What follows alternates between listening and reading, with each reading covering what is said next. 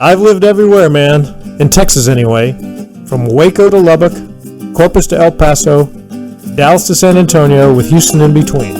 From the defenders of the Alamo centuries ago to Medal of Honor winners of today. We don't ever want to forget the contributions our Mexican-American forefathers have made to enrich the lives of all Texans.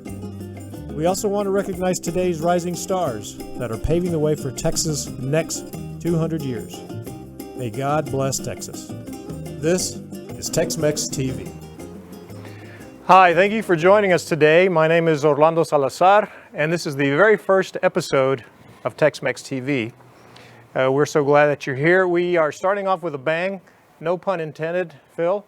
Our first guest, which we're thrilled to have, is Phil Jordan, aka Felipe Jordan.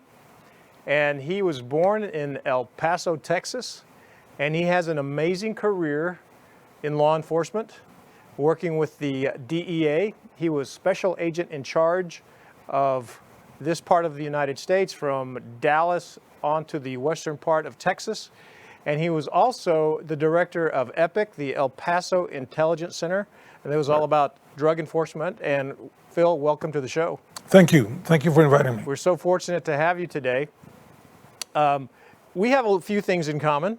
Yes. You're born and raised in El Paso. Yes. I lived in El Paso for a short period of time.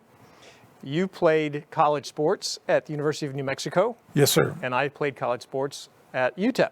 Yes. So that's about the only few things that we have in common, because your career was amazing, and we're going to talk about that today. But tell us about just being in El Paso, growing up in El Paso, and what that was like. Well, obviously, I cannot say anything negative about El Paso. It was my home. I owe my life to El Paso.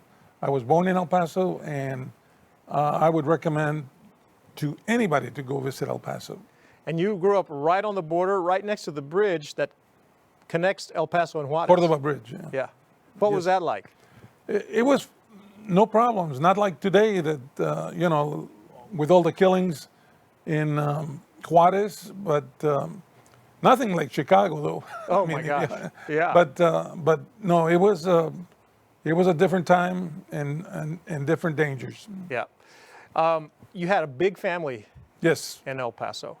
I mean, you were spread out all over the place. About 5,000 relatives in Yeah. El Paso right now. Yeah. So tell us about that, growing up with so many relatives in El Paso. Everywhere you went, you had family members. That's correct. A large family.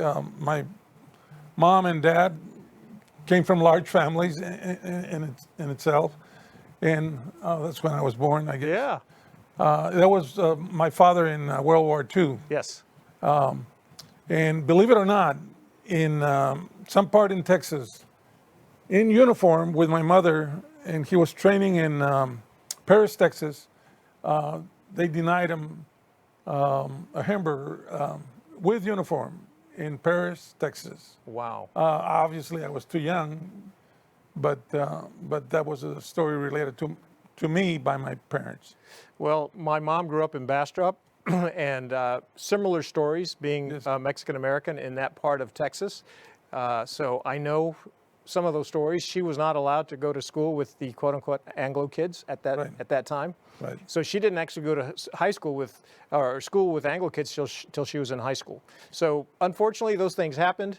But you know what? We didn't let those things keep us down, did we? No, I did not, and most of my friends did not either. Absolutely not. And you are an example for all of us. So you went to the University of New Mexico and you played basketball. Yes, for Bob King. And tell us about that. Well, until I was going over some of my old pictures, I realized that I'm the original number 23. That's right. With the last name Jordan. Jordan, yes. Yes. Yeah, they even named some shoes after me. No. Yeah, I like that. No. I would take that if I were you. I saw Michael play every game that they played in Dallas. Yeah. So I would never miss those games. Sure. But So the only thing I couldn't do was fly. How did you, exactly, well, who can, right? Yeah. So tell me about basketball. How did you end up playing basketball? Well, I was playing against, in high school, I played against Nolan Richardson. You Oh, know yes, Nolan. of course. A former University of Arkansas coach. Yeah, yeah, and won the NCAA. And, Yes. a great person, a great leader, and a great coach. So we were rivals in high school. He was 1 year ahead of me, but we were always in contention, fighting for the scoring championship. I played for a coach, Tom Chavez, who was more conservative. We had to pass the ball more, and I tell Nolan, kiddingly, that he didn't have any restraint, so he Yeah. shot more than I did. That's why he would beat me in the scoring championship. What was your scoring average in high school? I don't recall, but it was in the in those days, 15 to 18 points. Yeah, a game. but you were only scoring 40, 50 points a game as a school, right? Yeah, As a well, team. yeah, the 60s, Yeah. maybe in the 60s. So you scored at least 30, 40% of the team's points. Well, yes, I have to admit that I did score. yeah. So I, then I made all district, and Way to that's, go. that's what got me my scholarship. Sure. Now, you had a chance to go to A&M. Yes, I did sign with A&M, and then they farmed me out to Ellen Military Academy, and then at a basketball tournament, New Mexico scouted me, offered me a scholarship because it's closer to El Paso. Sure. So I jumped Yeah. at the chance. Any regrets that you didn't go to A&M? No, No. no. I really loved the University of New Mexico. Awesome. They treated me well. Now, while you were at New Mexico and you were thinking about going to law school, Yes, sir. And I was that was a recruited- dream of your dad's. He wanted you to go to law school. My didn't he? grandfather, Your grandfather. finally, Yeah, yeah. yeah. and I was offered this opportunity with then it was called the Federal Bureau of Narcotics. Now it's called the EA. And I didn't even know the FBN existed, Federal Bureau of Narcotics. I thought the FBI covered everything. But then I joined. I was agent number 207. That means that I was the number 207. I mean, hired. Right. That's all the agents we had at that time. Yeah. And then now we're in the 1500s, I think. I don't know, Yeah. So you started as an agent, as an agent. working out of what city? Albuquerque, New Mexico. Okay. Albuquerque, New Mexico. So tell us about those early days at the DEA. Well, ironically, you were hired and then you were sent to school to learn the tricks of the trade. Okay. My first day on the job, my supervisor, his name was John Kelly, comes in and hands me a gun, hands me a badge, and I said, I'm an agent. I mean, I get sworn in. Sure. But then they said, No training. no training. Wow. And then on my second day on the job, he's got me on surveillance at this one hotel where there was a dope peddler staying there. But then, you get all the training. But most of the training I got was from my counterparts, state police and Albuquerque police. That's where I really got my training, working with those guys. Yeah. Guys that had practical experience. Yes, sir. Nitty gritty stuff. On the job. Yep. So you worked for several years out of Albuquerque. You started developing a reputation Well, undercover. Yeah, Yes. I worked a lot of undercover cases. because you spoke Spanish. Yes. Oh, yeah. That was a critical element. Yep. And that made me succeed in the fact that I could communicate with the traffickers that had close relationships with the mafia in Mexico or the cartels in Mexico. Now, at this point, you had no idea, this early stages of your career, you had no idea how huge the drug business was in Mexico. I had no idea. I started developing that idea as soon as I got my on-the-job training. So a book was written about your life, Down by the river. Down by the River. And I encourage everyone watching the show to buy this book and read this book. It is unbelievable. The things that you've gone through are really incredible, not just as your career, but your family and your overall experiences in this business.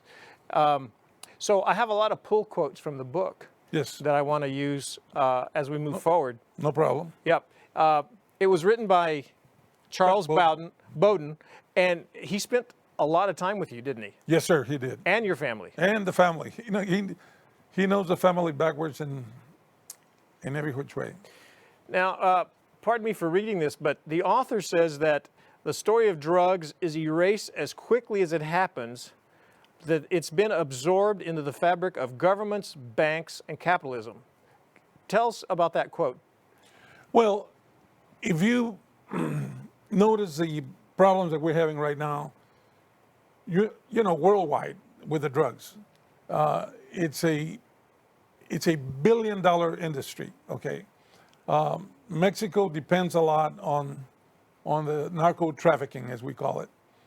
Unfortunately, we've had our problems on this side of the border, not just Mexico, and that was evident, as you saw in the last NARC, where we had government participation in the smuggling of cocaine into the United States.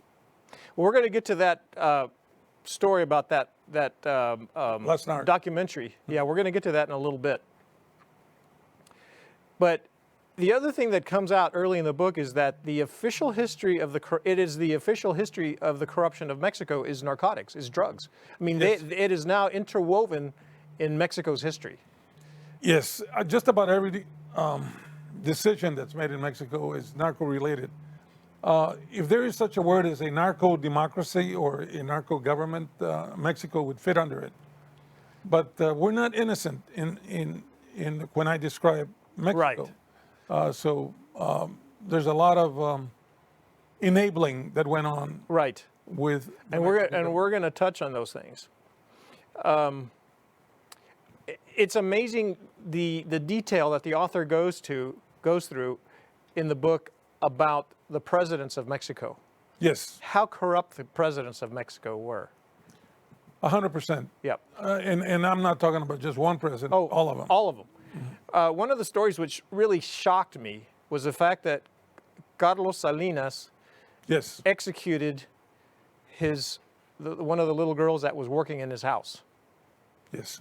I mean, that is unbelievable. And of course, nothing happens. They were little kids, and they decided they're going to play this game, and they actually killed this little girl. I mean, I can't even fathom that. Right.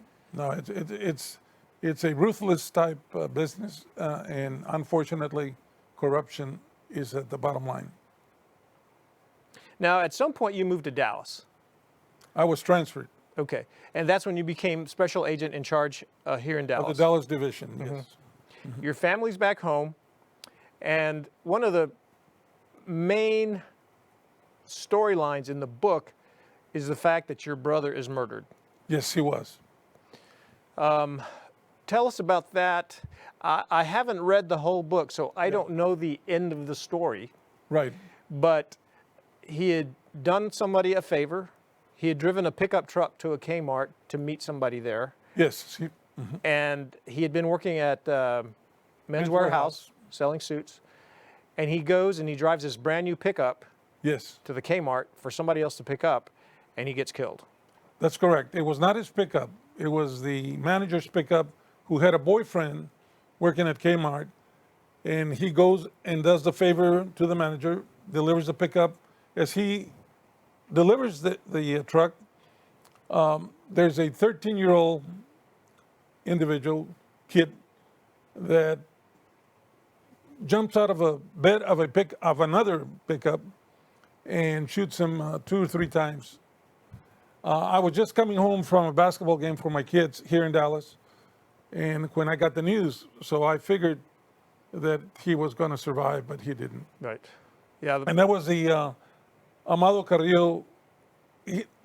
Those individuals that killed my brother had ties to the Amado Carrillo Fuentes organization, the Juarez cartel. Now, you mentioned Amado Carrillo is mentioned in the book pretty early, and how powerful he was. Now, in the areas of the book that I read, he was like a ghost figure.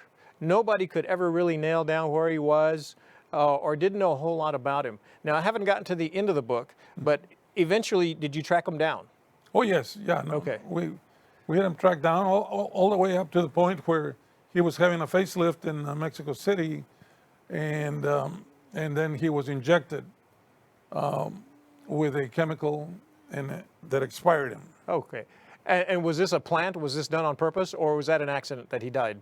No, I think it was planned, but not by the DEA, as far as I know. By some of his But it was enemies, or either another three-letter cartels? agency from Yeah. the government, or from the U.S. government, or his own enemies. Now, one of the stories in here that really, to me, kind of captures the shocking aspect of how everything is intertwined is that you bust a guy at DFW airport carrying 28 million bucks.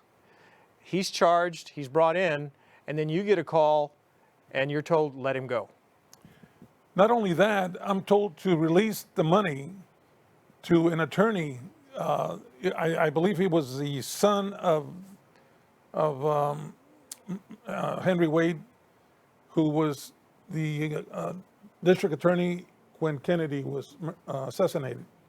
And that's the only time in my career that I got a call from the Attorney General of the United States, acting. He was acting. The name, if I recall it, would be very familiar today. But he was acting at that time. And it was $28 to $29 million, and we gave it back. And I later found out that that was CIA-related type drug money. Now, this was early on in your career as a director here. Yeah, I was a special agent. Special agent in charge. In Dallas. Was that shocking to you? Was that surprising to you? Yes, it was very surprising because that type of money is not what you would call. It's not chicken feed. No, it's not chicken feed. Yeah, that's a lot of money. Yes, sir. Now, we reach a point where Janet Reno comes and has a meeting with you. At Epic. At Epic in El Paso. And then you start telling her about the extensiveness of the drug connections to the highest levels in Mexican leadership. In the Mexican government. We gave her a total picture. And she's shocked. She's shocked. She had no idea. She claimed not to have any idea. I mean, but I couldn't. Now, you say in the book says she's taking a lot of notes. She is. She took a lot of notes, and she was shocked that we are telling her about the in-depth corruption in Mexico.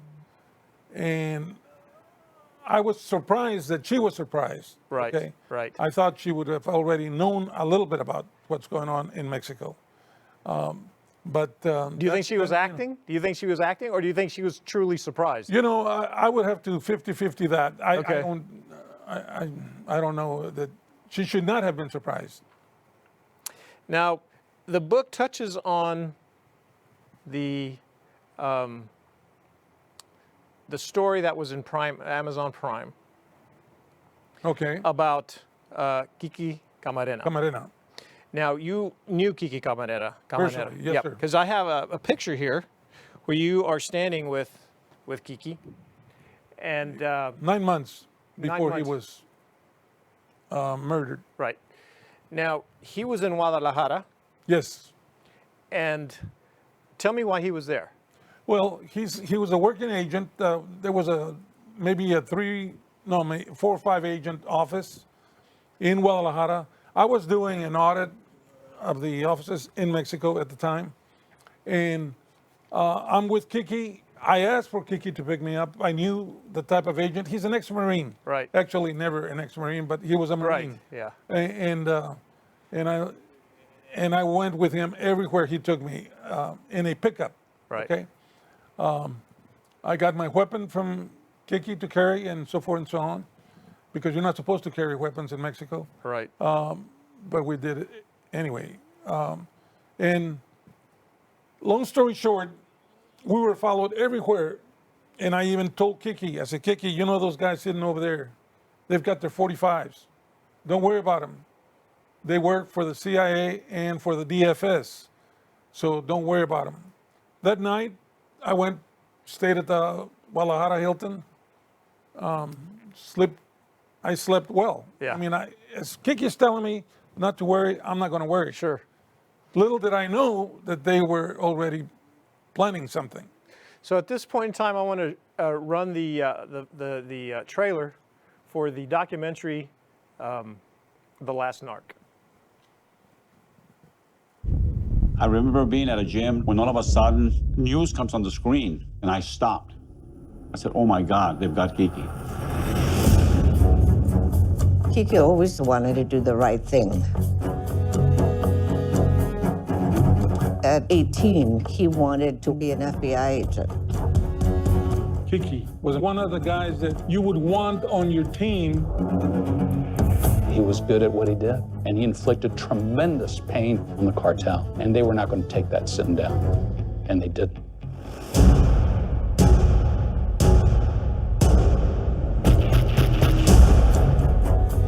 Yo tengo de principio al fin la muerte de Kiki. Si decía algo también me quebraba junto con ellos. I remember the children coming home. I had to tell them that he had been tortured. My mission was find out everything that happened to Kiki from the time he got picked up to the time he died. Kiki Camarena was picked up because he was about to uncover that U.S. intelligence officials was protecting the drug lords. There's layers and layers of this case. There's never been a war on drugs. Kiki was uncovering stuff that was unbelievable. The DEA headquarters told Hector, stop investigating the murder of Kiki Camarena. The Camarena case is being covered up to this day. I'm fearful that my own government is going to kill me. I want the world to know the truth.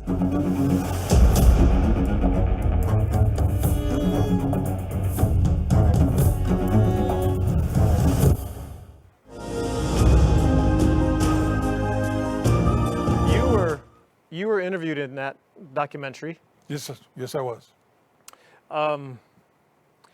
It really shows the complexity of the relationship between the United States and Mexico. Correct, correct. Tell me about that. Tell me about the need for Mexico continuing to survive on that economy, and then countries like the United States taking advantage of it. Well, first of all, Mexico cannot survive without the narco dollars, okay? When you have, like you mentioned President Salinas, his brother, big-time smuggler, Right. Heroin trafficker. Then you've got, in this current administration, you have a guy that is a conduit. Mexican administration. Mexican administration. Yeah. In the Mexican administration, you have somebody that was involved in the murder of Kiki Camarena. He's still in the cabinet of López Obrador, okay? So it's an impossible task to overcome those mountains and mountains of corruption. But we have corruption on both sides. Sure. I want to make sure that it's Right, clear. right. Are you surprised that more agents haven't been killed in this whole situation with drugs between the United States and Mexico? I'm surprised, yes. But because of Kiki and what the response that we had after Kiki was cowardly murdered by the cowards, they hesitate not to mess with DEA agents, Right. or any federal agent for that matter. Even though we've had, when Eric Holder was allowing weapons to go to Mexico, Right. we did have a couple of agents killed. Yes, yes. But not DEA. Right. Now, the twist in this miniseries documentary is that there was a CIA agent present while Kiki was being murdered. He went under the undercover name of Mex Gomez, and now he's Felix Rodriguez. He was what we call, or I call, a CIA operative. And that SOB, for lack of a better word, did not have any business touching Kiki Camarena when he was being tortured. And he did. The reason I know that is because the three witnesses there's actually four witnesses, but three that I talked to told me that Felix Rodriguez touched Kiki Camarena. And that's a whole other story. But why would they even allow it? How can we have our own guy present when one of our other fellow Americans is being tortured and killed? How can we allow that to happen? It went under the cover of national security. Kiki found out, not the Buffalo Ranch plantations of Caro Quintero, he found out about the Veracruz Ranch. And they wanted to find out what DEA knew about the CIA operations in the Veracruz Ranch, where Caro Quintero, Fonseca, Felix Gallardo, and the CIA were in partnership. They were flying in the cocaine into Veracruz, and the cash they received, they used that cash to fight the war in Nicaragua. The Contras. The Contras. So this goes all the way up to to Washington, D.C., because the American government, the Congress, could not get monies to fund that effort. It would be in violation of the law if they used government funds to fight the war. So what they did, they used illegal type money by selling cocaine to the drug lords and transporting it from South America to the United States. And there were some very high up officials that were aware of this. I mean, one of the top officials that I'm aware of was Lieutenant Oliver North. Correct. Do you believe that he was aware of all that was going on, especially with the death of Kiki Camarena? There is no doubt in my mind, based on what the witnesses told me, where he was described as attending parties. And you know, a Mexican celebration party, whatever, baptism, whatever. These witnesses tell me that he was there alongside the CIA operative Felix Rodriguez, among others. There's another one involved in there too. Well, it is very disappointing, very disheartening to know about some of the things that our government is involved with, and I hope and pray that things have gotten better. I don't know what your experience has been, but do you think things are better?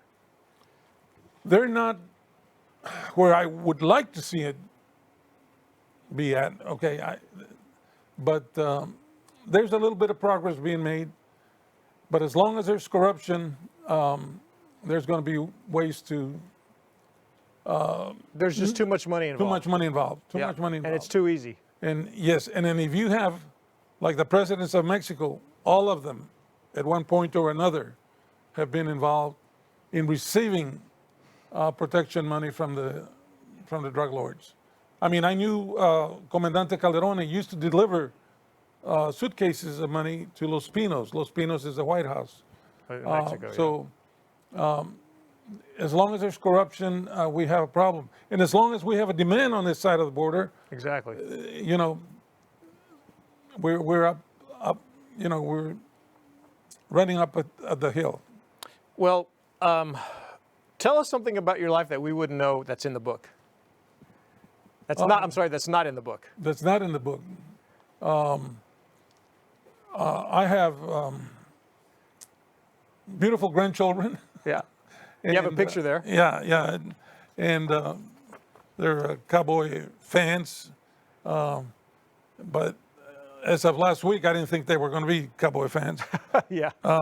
But Cowboys came back and won. Yeah, I know. That was incredible. That was an incredible game.